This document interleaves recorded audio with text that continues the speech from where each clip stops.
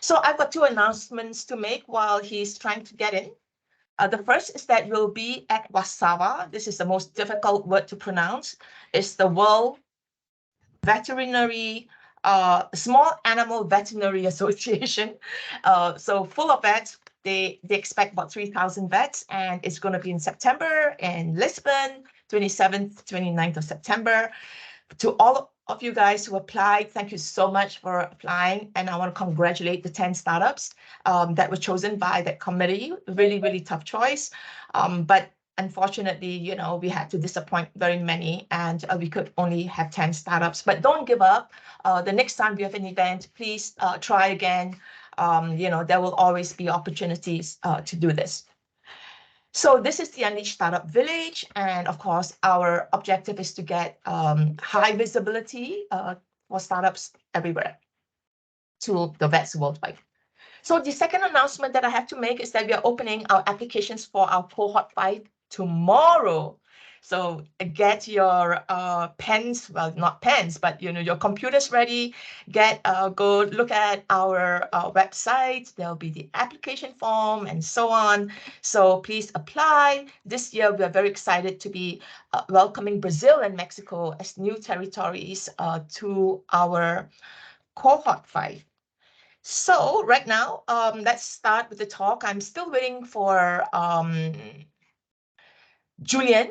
I don't know, maybe in the meantime, Marcus, if you see anything on the email, and please let me know so I can do something. Difficult to talk and look at there I see him. Oh my gosh, there he is. Now, there he is. Hey, Julian, thank you for getting in eventually. Sorry about that. I don't know what happened. Okay, so now for the Unleashed talk, we have had, it's wildly popular. We have got over, I want to say 100, but much more than that. That's also because we have got the invites to all the Purina folks who are interested. So as you know, we have got very many staff all over Europe. So we have invited everybody. So anybody who's interested can come in and listen. And so I'm really excited to have Emily, Marcus, and Julian to talk about this topic. I will let them introduce themselves, but I think what's really important is this empowering of pet owners to monitor their pet health, their pet's health at home from the comfort and the convenience of their living room is something that is really getting very, very popular and common. And I guess the trend comes from human health, right? I mean, I don't know whether you remember your Fitbits, and I've got about 5 in my drawer. Not sure if that helps me, but certainly we all have started to adopt new tools to monitor our health activities, and then we had telemedicine platforms, and everything really, really picked up during COVID when we actually couldn't go out to look after our health, and we had to look after our health at home. So with this, I think I'll let our speakers, our panelists start to, introduce themselves, introduce their startup, tell us a little bit about your startup, when you were founded, and tell us a little bit about yourselves. So Marcus, you've been here with me the longest. You've been on screen, so I'm going to invite you to start. Yeah, thanks a lot, Kim. So hi, everyone. First of all, thanks for having me. My name is Marcus. I'm the founder and CEO of PetLife. We are based in Vienna, Austria, and we help pet parents through at-home screening tests to detect health risks at an early stage. We launched our first product, which actually is an AI-driven at-home urine test for cats and dogs in 2019. And since then, we launched a lot of more tests. We are operating our own lab here in Vienna. We sold over 80,000 test kits, mainly in our core markets, Germany and Austria. And we are constantly expanding our product range to provide pet parents with affordable and easy to use test kits. Okay, great. Well, thank you, Marcus. 80,000, did you say? Amazing.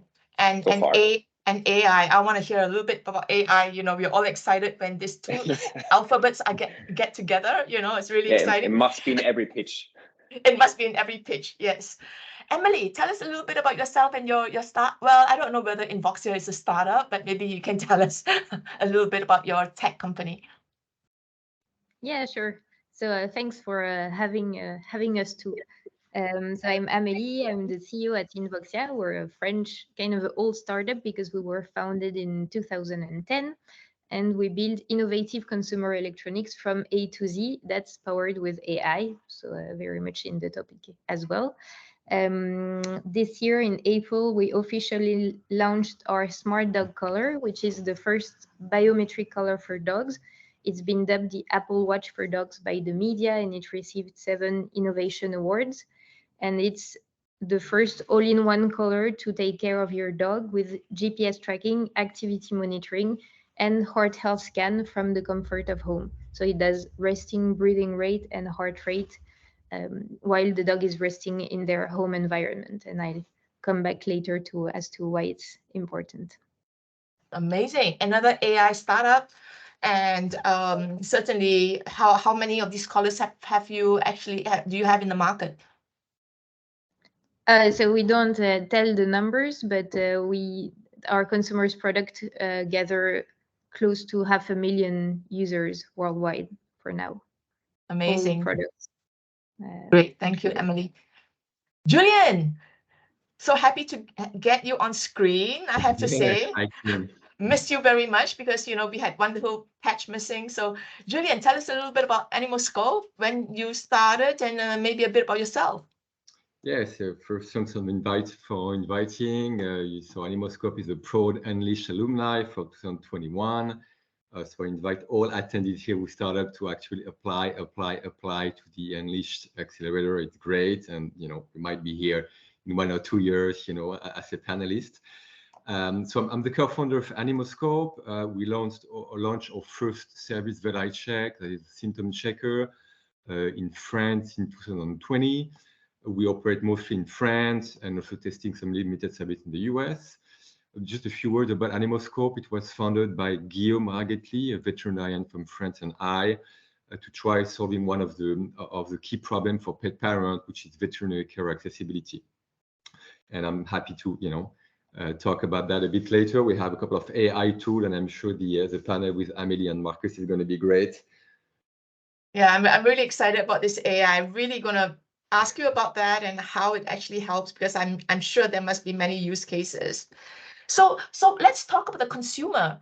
At the end of the day, you know, we are you know, very consumer centric. We need to, you know, solve their problems.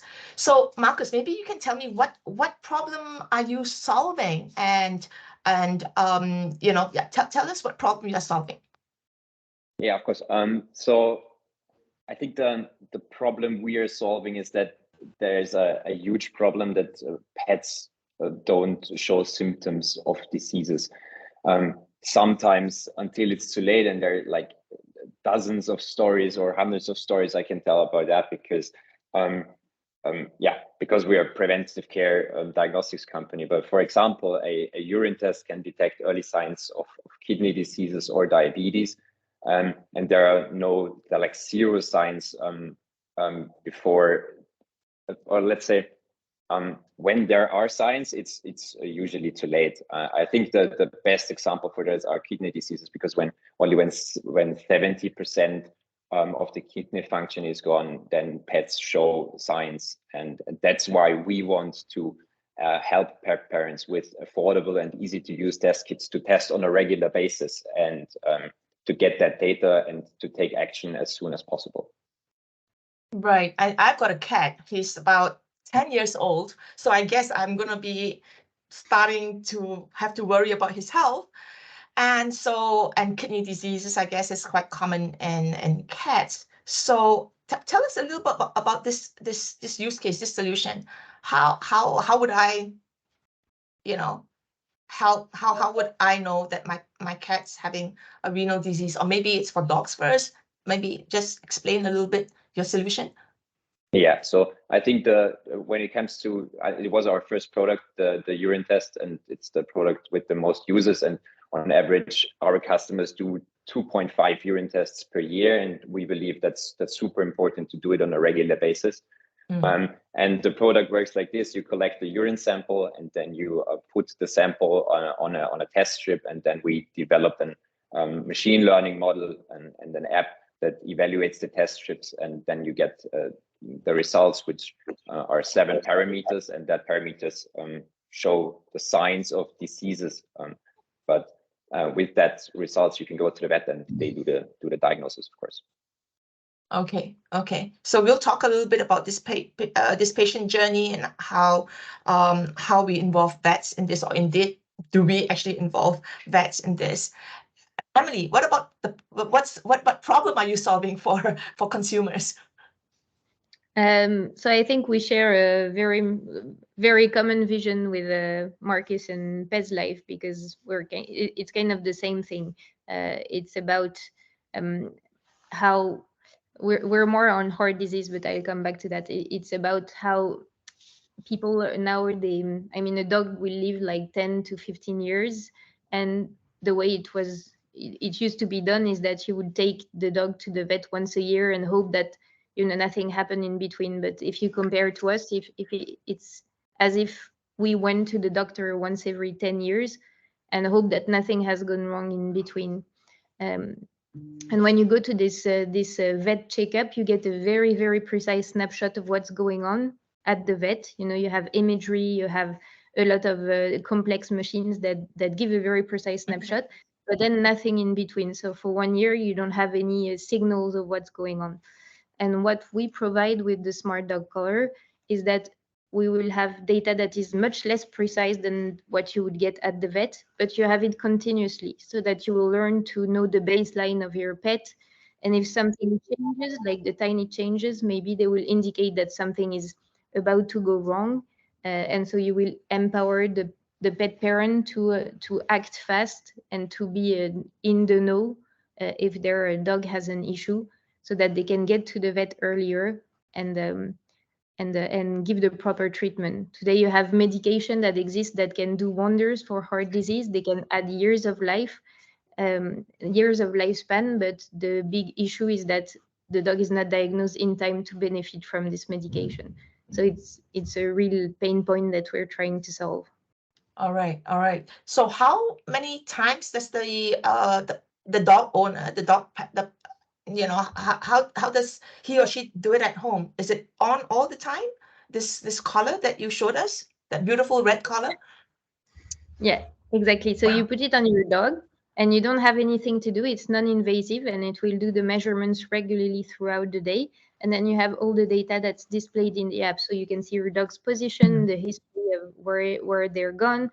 And you will also see the trends of resting heart rate, resting breathing rate, which are 2 very important indicators of health. And you will see if some of them are at a higher than normal level of if compared with other dog breeds, because of course what's interesting here is that you have a lot of different issues and heart health predispositions depending on the breed. And so you will get these alerts, and this is just the first step because we are launching a lot of different research projects around finding new correlations between those changes that we see and the health state of the pet, which means that we are working on building what we call digital biomarkers for pathologies, for stress, for aging, for pain.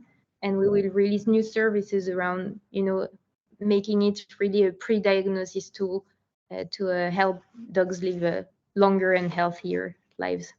And a better peace of mind for the pet owner as well, for the dog owner, which is so important, right? Yeah, wow, that is really interesting, because I know that it's been really difficult to get collars that are able to measure heart rates, right? As far as I know, because of the fur and, it's kind of like a barrier, and you've managed to crack that. So that is just so awesome. Anything invasive at all? Or it's really just a collar? It's really the power of AI that's enabled that, where it was difficult to do that before. We're able to capture like really micrometric movements of the dog that indicate the breathing rate and heart rate. And that's thanks to a very complex algorithms. And we have 2 patents on this product alone. So Yeah, and you can tell its emotional state as well, I guess, which probably is very important since they don't talk to us. there is a lot of research around it, so we are really interested. What we have is we're building the biggest database in the world of this biometric data of dogs resting, and now there is a everything remains to be built, so it's super exciting. Wow, you got a great job, Emily. A big job. And Julian, what problem are you solving? And I guess with Guillaume on your as a co-founder, you guys know exactly what you're solving for. Yeah, sure. I mean, I believe we're trying to solve a part of the same problem and then Marcus and Amelie are. So basically, we definitely want to put the pet parents in the driving seat, and basically not being completely dependent on professionals, not replacing them, obviously, but not being completely dependent. So what we do a bit differently is the source of data. I mean, we're all data company, we acquire data. In Voxia, it acquires data through smart color. PetLife is acquiring data through diagnostics. We're acquiring data through basically pet parents. What do they observe? Either symptoms or change in behavior and things like that. So I really believe that all our technologies eventually are going to be synergetic, because you need to combine this source of data to eventually provide a kind of accurate picture of how your dog or your cat is. And that's what we do. So our first service was Vet Check, the symptom checker. We are validated by the French College of Veterinarians in France. What does it do? It provides a pre-diagnostic, at least diagnostic hypothesis based on symptoms observed by pet parents. And we've been running more than 100,000 diagnostics since launch with a kind of high level of accuracy. And now we launch other telemedicine services such as teleconsultation and also an algorithm. Did Julian just freeze? Yes. Julian, you froze. Can you hear me now? Yeah. Okay. Yes. Sorry, I apologize from that. I know it looks like the technology in Paris right now is not that great. I'm gonna ask help from Amelie. I thought it was just the garbage that was the problem. I didn't know the internet was a problem too. No, so basically, in a nutshell, I believe the problem for solving again is to empower pet parents. I mean, we are in a moment where pet parents need to be empowered, need to be in the driving seats, and basically take action to prevent and understand what's happening with the pet, and that's where we focus on. So tell us a little bit more about this symptom checker that you're talking about. So what is it? Is it an app? Maybe explain us how this works. Yeah, basically it's an algorithm that basically infuse all the knowledge of veterinarians and basically will act as a virtual veterinarian, basically asking for symptoms observed on the pet, and we only do cats and dogs, and basically going to interact with the pet parent, asking if they identify associated symptoms. And based on all these answers, basically it will provide exactly like a veterinarian in a clinic will provide a diagnostic hypothesis. Okay. And based on this, we can provide what we call triage, and triage is a recommendation of action. Should you go to the vet? Is it an emergency? Is it not? And provide also probabilities of associated pathology. So the initial, I mean, the first line of action is to provide a triage, which is basically, is it an emergency? Should you go to the vet or not? And I have a couple of examples, concrete example on the side I can provide. And it will also help the veterinarian better understand what's happening with the vet coming to the clinic. So we help both pet parents and basically improve the flow of patients in vet clinics as well. So all it sounds like all of you are your consumers are the pet parents, right? It's I don't know whether you're a B2B or it's just really to the pet parents B2C. So just would like to ask you how do pet parents know about your solutions? So what is the level of awareness? Is that a challenge? How do you get your word out that you've got this urine test, Marcus, that could really help them? Maybe Marcus, you would like to start? Yeah, of course. So I think preventive screening tests, that's what we do, is definitely a niche product, and around 70% of our customers buy a test kit to solve some kind of problem, like some kind of uncertainty. But from our point of view, when they experience how easy it is to test and to get that peace of mind, they are mostly open to take the next step, which means to test regularly, to try new tests, and especially when there's some kind of problem involved. So the challenging part for us to address customers is to provide a variety of screening tests, and that like meet their initial needs, and to solve their problems. So from our point of view, just one product or one test wouldn't be enough to reach a target group. And the second challenge for us is definitely customer access, because we started pre-corona with just one sales channel, which was veterinarians. And then COVID came, and we had like zero access to vets, and we needed to change to a more D2C heavy approach, or a more D2C business model. But from our perspective right now, like marketing efficiency is going down, especially social ads, customer acquisition costs are rising. So our approach is, and we decided that at the beginning of this year that we go with a multi-channel approach. So D2C vets, obviously, but also pet specialty shops and platforms like Amazon. And that works very well for us because we spread the risk, because we had that like 2 times with vets and direct to consumer. But we can also scale those sales channels and got more reach and more reach for customer education and our products. Right, so kind of omni-channel, which Yeah, really exactly. is the way to go. Emily, I guess it's very similar. What's your penetration like, and what are your barriers? It sounds like you've got a product that's very sophisticated. So Yes, I'd say there are 3 aspects for us. So the first one is that we have GPS tracking in the device, and today GPS trackers, it's a mature market, although the market awareness, I heard something around 5%. It's not much, but still it exists. People are looking for GPS trackers. They know the category. They are educated about what they can expect from the product. And so here we have one type of persona, consumer who buys the product because they were looking for a GPS tracker, and they say, oh, this preventive health aspect, it's interesting. And so it will really be a preventive health aspect. The second persona is the user that actually has a sick dog. And having a dog that has a heart disease, it's super stressful. Once the consequences can be very serious. I think it's about 10% of dogs have a heart disease. A lot of them remain silent until they go into a very acute phase called congestive heart failure. And then that your dog only has a few months to live.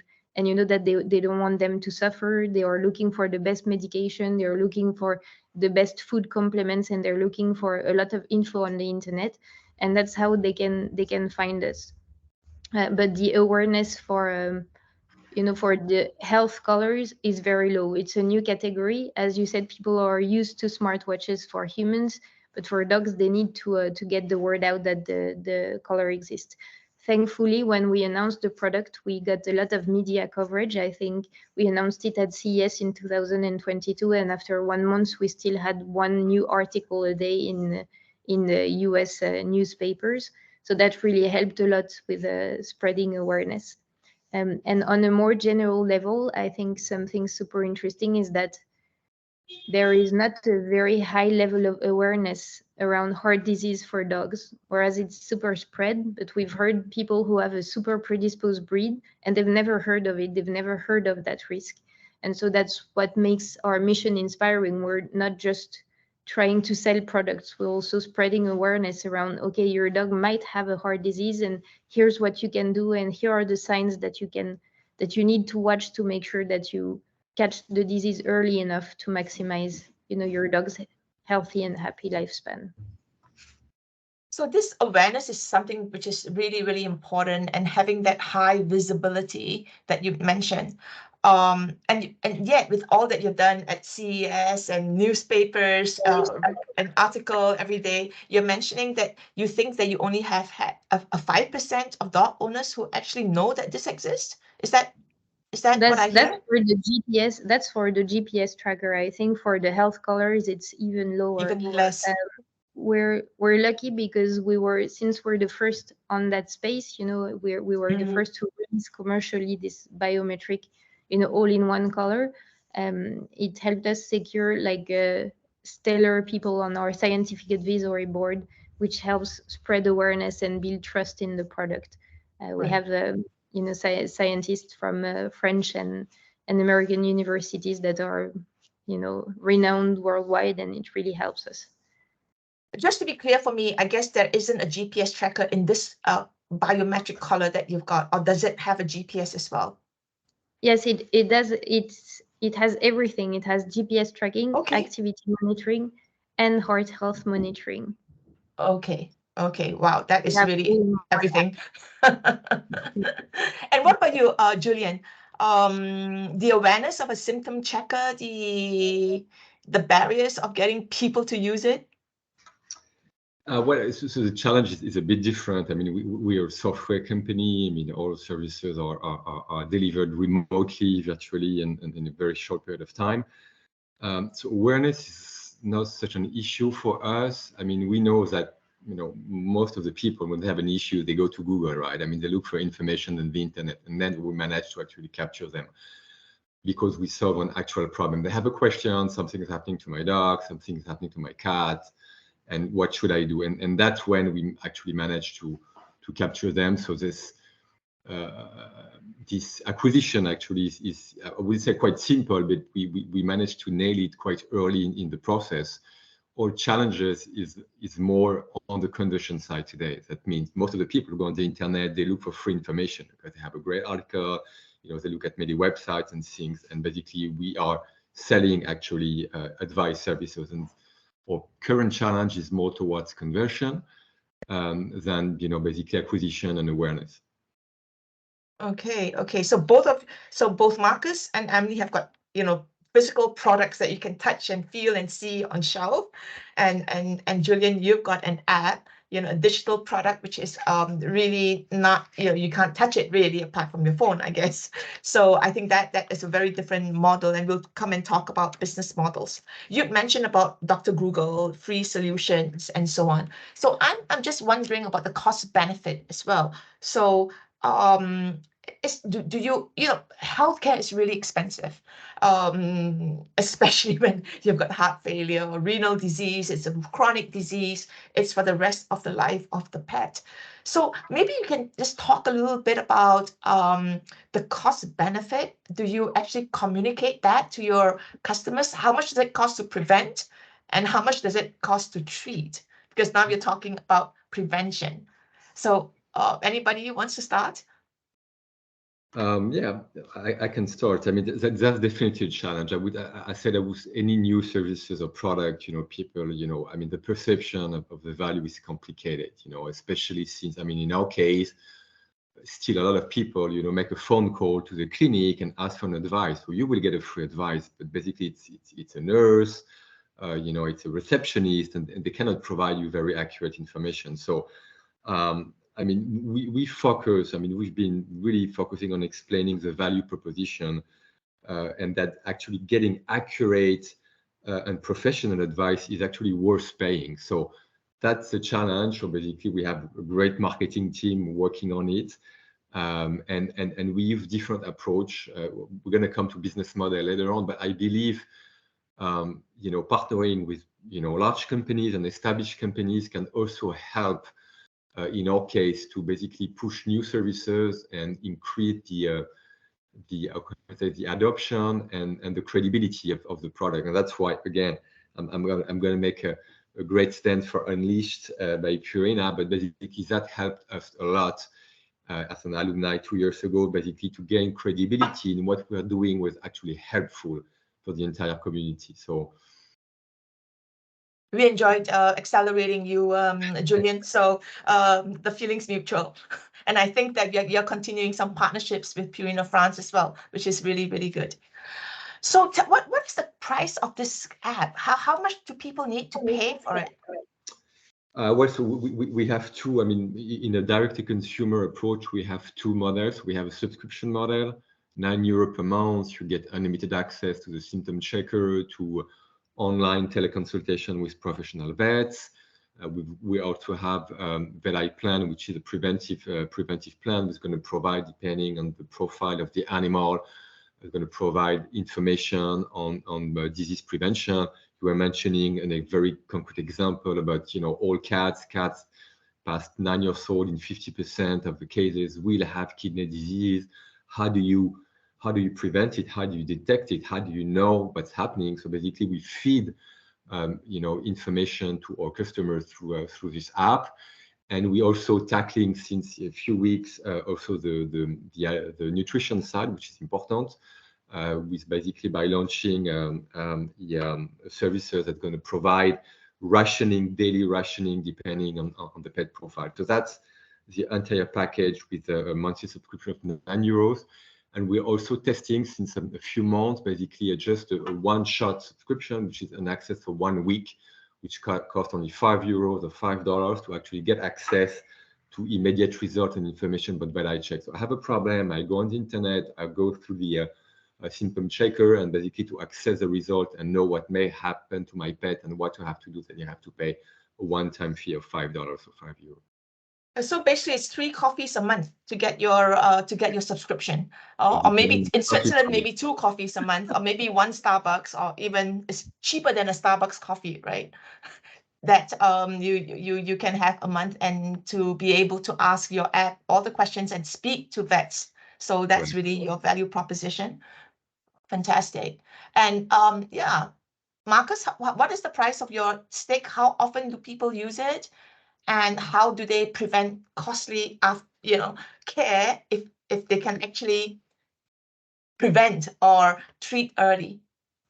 Yeah, the prices for a test are like every test has a different pricing. Obviously, a urine test is around €12, while like a lab test is between 30 and 50 euros. But I think the most important part for us is that preventive care testing must be affordable. It must be quick and easy, but it's super important that it's affordable, because pet parents like always compare us with products with an equivalent like outcome or effect. From their point of view, I think a very good example is deworming pills. We have a parasite screening test, and they always compare like a deworming pill with a parasite screening test, and we often get the feedback that a screening test should cost the same as a deworming pill, which is in Austria around 10 to 15 euros, while our parasite test starts from 30. Or I think, yeah, and it's super important that it's affordable. But I think that there are already a lot of pet parents that understands the difference between a pill and a test. And the number is growing, and we're very happy about that. Right. Because if they don't test and they have to go to the vet afterwards, do you actually tell them how much that would actually cost you in the long term? Is there some calculation that you made for them? No, we don't do that. We're just trying to promote and raising awareness for preventive care, because I think there are costs, but there's also pain, and we want that no pet or pet parent should suffer.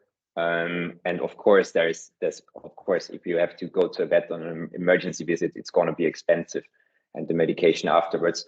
Again, the example from kidney diseases, when you can detect it early, you can save a life, and it's easier and cheaper to like recover instead of when it's like the end, and you have to do a surgery or something like this. Interesting. And what about you, Emily? I mean, yours is the big numbers, I guess. Yes. Our solution is not on the cheap side, because the color costs $149, and then you need the monthly subscription because there is a SIM card to access the service in the app, etc. So we've had the feedback that it's not on the cheap side, but it's an investment. We know that if you have a dog that has a heart disease, it's actually going to cost you several $100s just for echocardiogram or like a specific like visit, like a test at the cardiologist that you need to do every few months. So these costs are very expensive, but there is a big thing, which is that if you don't detect those heart disease early, the dog may be detected when it's in congestive heart failure. And we hear stories of people who have their dog diagnosed and die just a few days later. So that doesn't cost you anything, but you've lost your pet. And if your pet has become your family member, it's not something that, you know, it's let's say we don't measure in terms of cost avoided, but healthy lifespan that we can add to the dog. And it's a different computation that you need to, it's a trade-off that you need to think about. Which is also really, really important. The number of years you can add to your dog's life and the joy of being with your dog. So that's probably very difficult to value. Well, there's a question in the chat, and somebody's asking about pet insurance, since we're talking about money and the cost of veterinary care and buying your solution to prevent. How do you work with pet insurance companies? Because I can theoretically, they could be interested in preventive care. So any experience here? Yes. Yeah, because we are right now working, it's a major topic for us because we are working on a risk profile, which means predicting health problems. I think Julian can do the same with his data, but we're working on a risk profiling to like predict health problems before they occur. And I think that could be super interesting for insurance company. We're just right now talking to 2 or 3 insurance companies, and yeah, we are also looking for partners in that segment, because we believe that it's the best for the insurance company, for the pet parent, and obviously for us to like prevent health problems instead of curing them. So do I understand that the insurance companies are interested to use your data to do flexible pricing and to have premiums that are different for different profiles of pets? Not exactly, because we're working right now with an Austrian and a German insurance company, and that flexible pricing is not allowed in sense of insurance pricing, but they get a cheaper price like for the whole life, because it's easier for them to predict the risk. Okay, good. And Emily, I mean, your solution could lower vet costs, right? Especially for insured pets. Do insurance companies talk to you? Yeah, we're in discussion with different insurance companies, and it's, as Marcus says, they're interested in like profiling the risk to predict, I mean, their financial risk, but they're also interested in adding more value and more services for to their customers. So it's there is a lot to be built together, be it commercial or scientific or based on data. Right. So one of the great potential collaborators. And Julian. Yes, it's same on our side. I mean, we have been talking with the insurance company almost from day one. Obviously, they have great access to similar clients profile that we're all looking for, and then we can help them solve problems. I mean, basically, data is one thing. Obviously, I mean, on our side, and I believe on Marcus and Emily's as well, epidemiology is going to be great something, but it needs to be built, and it's complicated to actually sell or use commercially the data, at least in Europe. But on the service side, I mean, we collaborate because one of the vision is also to help pet parents, better care for their pet, and not only be there, just to reimburse, a vet bill, and basically, bring them to the vet, in the right fashion, and preventive care is also important. So we've been working in France with a major insurance company, Massif, and like Amelie, and we've been talking to a lot of insurance actors on the market for both data and then prevention. Good. So before I come into your relationship with vets and how you work with or without them. Mary here has got a question for Emily. Do you have Invoxia for cats? Yeah, that's my question too. Does it does it work for cats? It's a good question because cats are very interesting because they have a lot of heart disease too. They have something that's called hypertrophic cardiomyopathy, among others. And cats hate going to the vet clinic. I don't think there is any other vet that equals that, which means that a vet is basically unable to take a proper measurement of heart rate and see what's going on.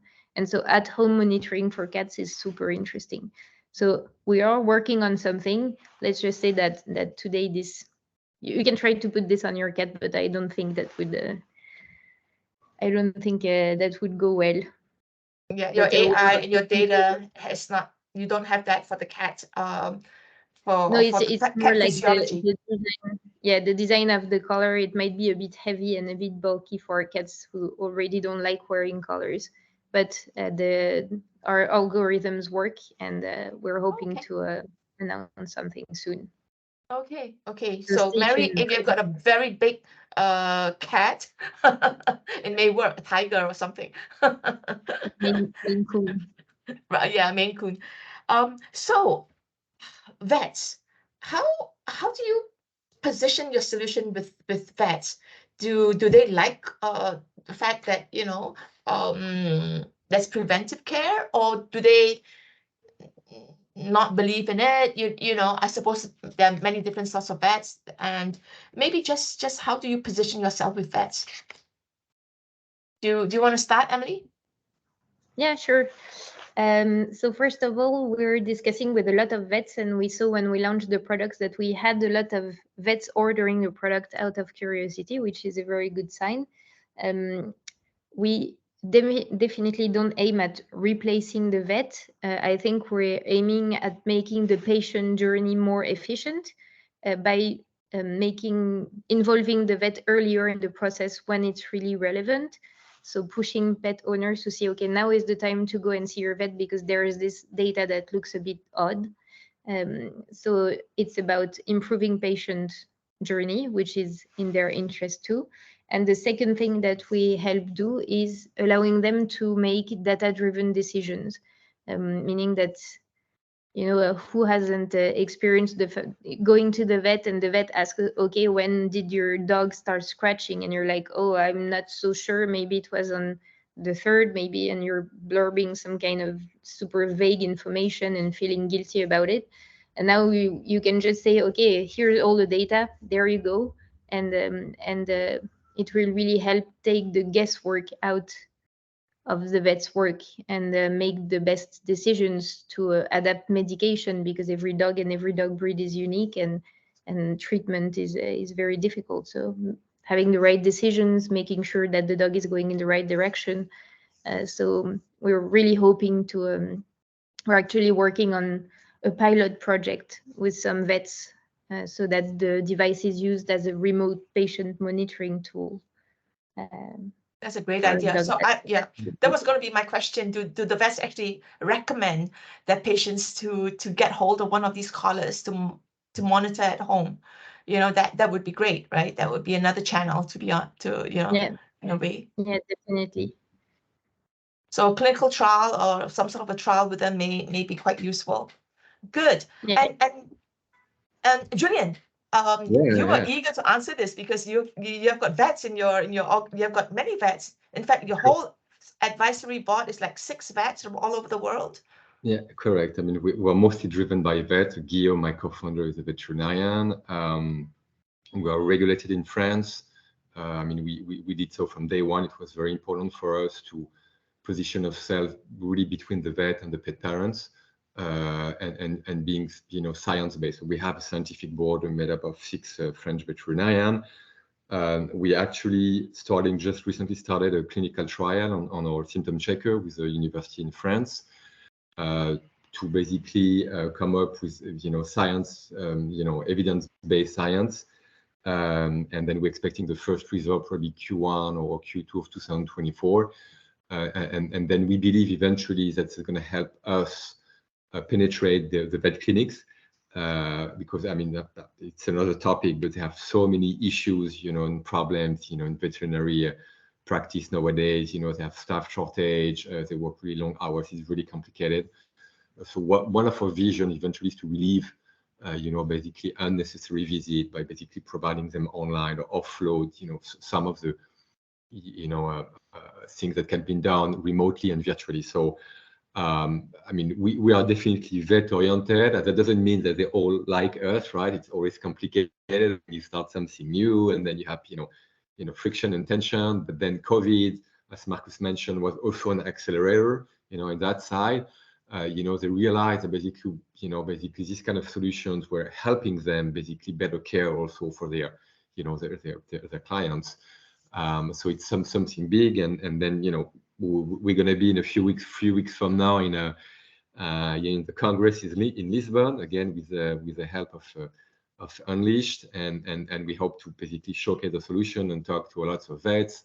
Basically to also get information and understand better how we can help them with a solution.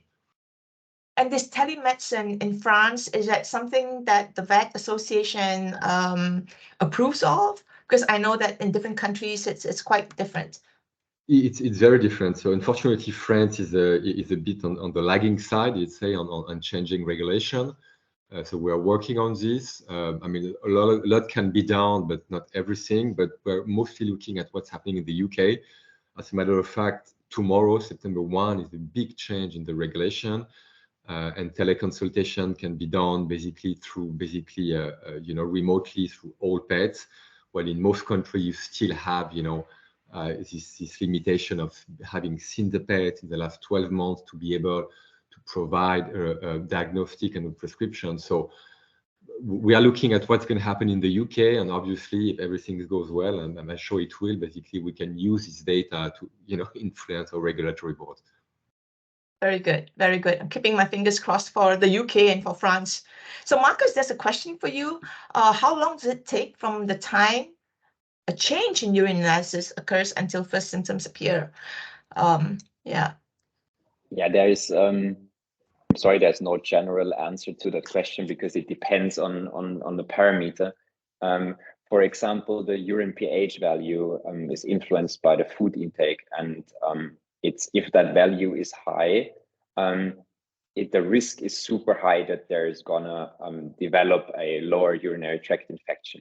And when there is a lower urinary tract infection, then we can see blood in the urine. But that doesn't necessarily mean that there are any signs that probably comes later, or it also depends on the pet parent and their understanding of the animal's behavior, obviously.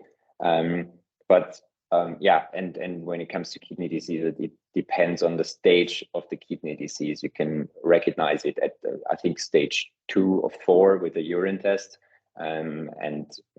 it depends really on the parameter.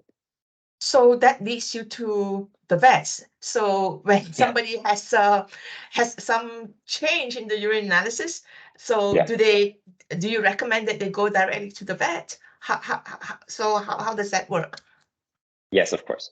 So we are a testing company, and we are not. It's not our goal to disrupt the vet industry or to place the vet in any sense. When there's something wrong, we advise them to go to the vet.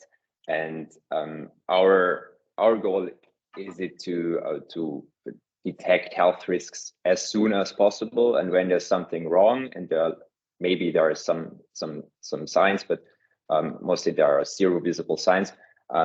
We advise them to go to the vet, and then the vet can deal with it at an early stage and can save the pet parents from, and of course the pet and the parent, from pain. And that's super important for us, and that's also super important for the vets we are working with. Oh, good. So you do work with a lot of vets in Austria, Germany, and other parts of Europe? I wouldn't say a lot. It's 50 right now, because I think not every vet is open for preventive care and sometimes innovation. But we work with a lot, 50 vets, and we are super happy to work with them because they give us also great input. That's a great start. So we've got the last few minutes. Sorry about that early technical interruption. So we may go over by a couple of minutes, but not too much. The business model, that's an important one. That's really important for startups. So tell us a little bit about your business model, how you monetize, and and what would make you fly. Okay. What is that one or two things that you believe will make you fly? Who would like to start? I can Okay, start. Julian.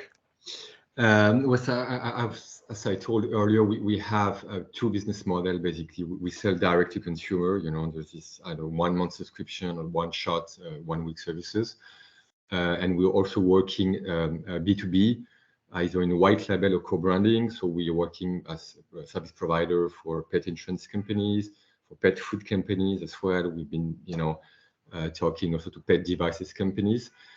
So actually, both models to me, the B2B and the direct-to-consumer, basically, feed each other, because in all our cases, what needs to be done is to increase adoption and awareness, and basically partnering with larger companies basically makes things easier because of the credibility and access to obviously a larger customer group without having to pay, too much money. So we've been really working on these two parallel business models since the beginning, and really one feed each other. So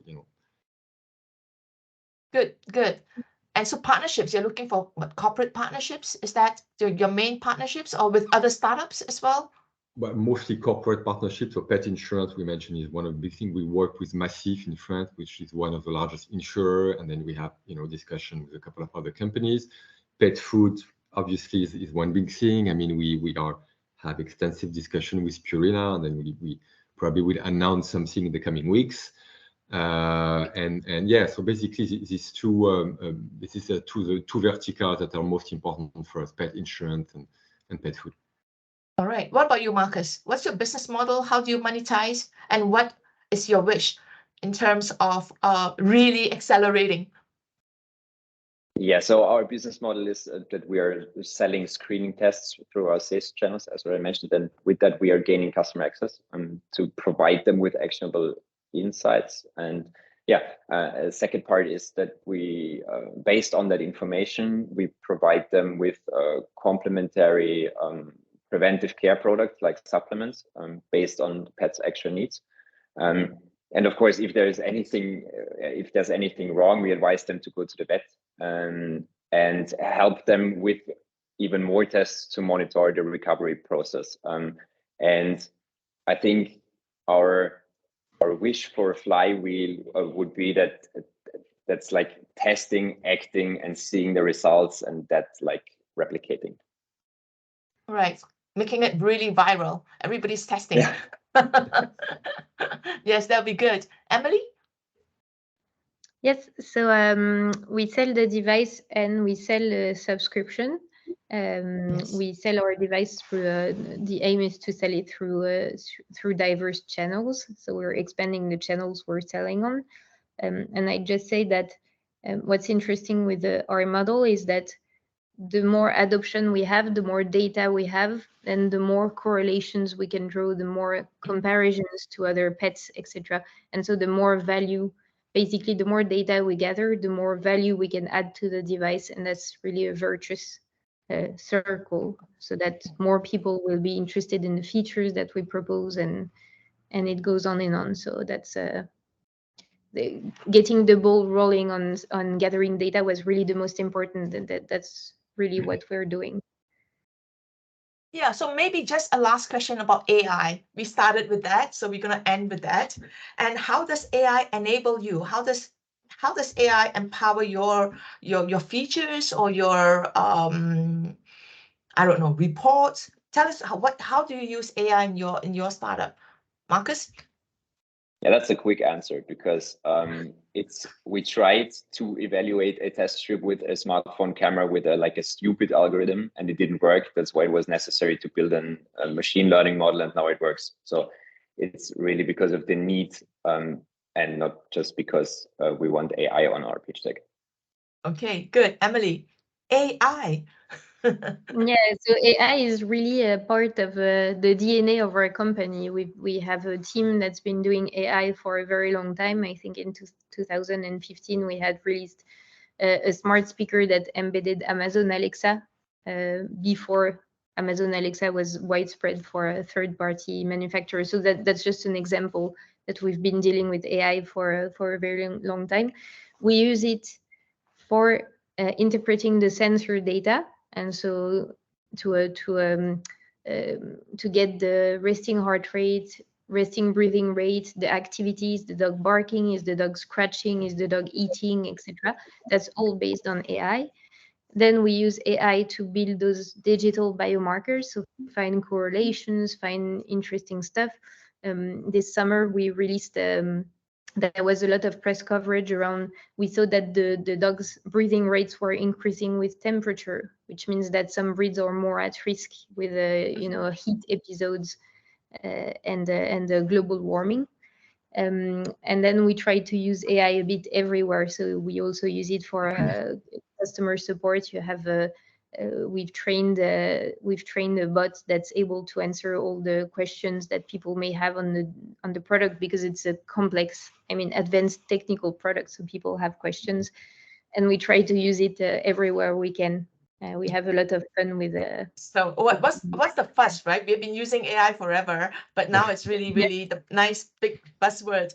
And Julian, what about you guys? I guess when it comes to data, AI is always really important. Yeah, likewise, obviously, I think we are all focused on using these technologies, and technology with an S, because a lot of technologies we can use for that. At the heart of the idea behind Animoscope is basically how can we replicate what a veterinarian is doing, So basically a vet is highly intelligent, so we need to use intelligent technologies to replicate this. So that's more like Amélie was mentioning on the interpretation side, on building the model. And now we are more focusing on the new project is how do we deliver the information in the most human way possible.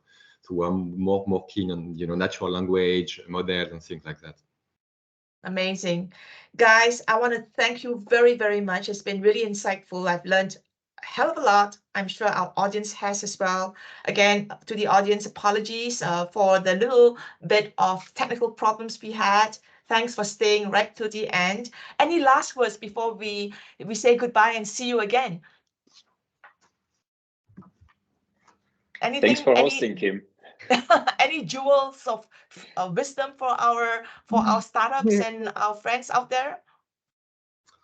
Well, on my side, I hope to meet some of you guys in Lisbon in the next couple of weeks. So I invite you to either to visit the Congress, the annual Congress of the Small Animal Association. I'm very happy to be there and to continue this, amazing talks with great people. Yeah, I'll be really excited to hear how the vets react to the pitches and to all the solutions that you'll be showcasing. That would be very exciting.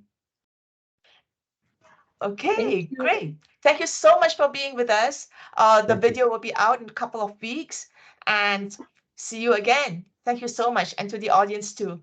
Bye. Thank you. Thank you, guys. everyone. Bye. Bye-bye. Bye.